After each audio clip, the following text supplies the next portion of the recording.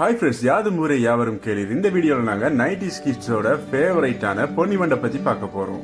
சின்ன வயசுலேயே இந்த பொன்னி வண்டை பிடிக்கிறது, இந்த பொன்னி வண்டை எடுத்துக்கிட்டு நாங்கள் ஸ்கூலுக்கு கொண்டு போய் விளையாடுறதுன்னு சொல்லி நிறைய சேட்டைகள் செஞ்சிருக்கோம்.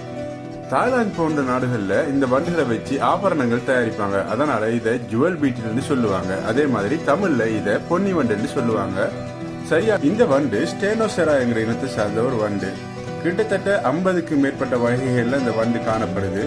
அதே போல நிறைய கலர்கள்ல இந்த வண்டுகள் காணப்படுது. முக்கியமா இந்தியாவிலையும் ஸ்ரீலங்காவிலையும் பிரதானமாக 2 கலர்ல காணப்படுது. ஒன்று தனி பச்சை நிறத்திலையும், இப்ப நான் உங்களுக்கு காட்டிட்டு இருக்கிற மாதிரி பிரவுன் சேர்ந்த ஒரு கலர்லையும் அந்த வண்டுகள் காணப்படுது.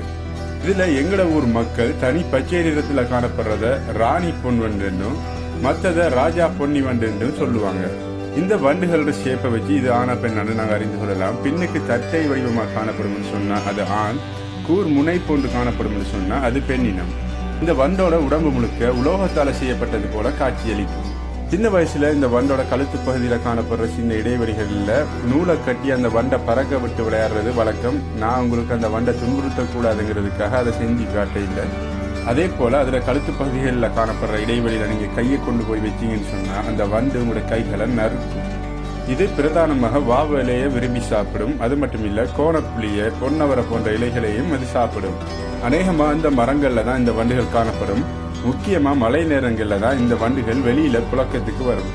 மஞ்சள் நிறத்துல காணப்படுற இந்த வண்டோட முட்டைகள் மரத்திலிருந்து விட்டாலும் கீழே விழுந்து உடையாத மாதிரி ரப்பர் போல் மாதிரி துள்ளக்கூடிய தன்மையில காணப்படும். யாரெல்லாம் இந்த வண்டை வச்சு விளையாடி இருக்கீங்கிறத கொமெண்ட்ல சொல்லுங்க. நம்மளை விட்டு இந்த அருகி வர இந்த வண்டை பாதுகாக்க வேண்டியது நம்மளோட கட்டாய கடமையாகும்.